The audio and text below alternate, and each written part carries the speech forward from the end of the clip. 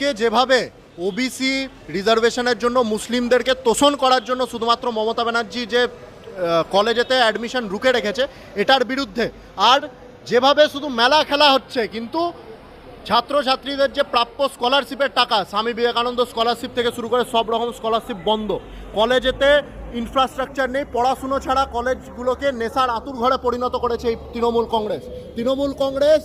কলেজে কলেজে নেশা করে আর তাদের স্টুডেন্ট ইউনিয়নের লিডাররা ওখানেতে গাঁজা আর মদ সাপ্লাই করে।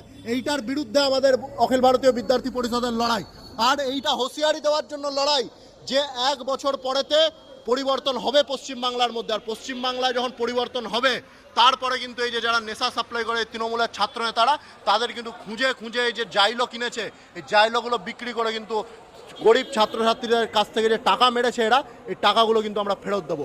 এইটার জন্য আজকে স্পষ্ট বোঝানোর জন্য বিকাশ ভবনে অভিযান করা হচ্ছে। বাংলা হান্টের আরো খবর দেখতে নজর রাখুন। বাংলা খবর মানেই বাংলা হান্ট।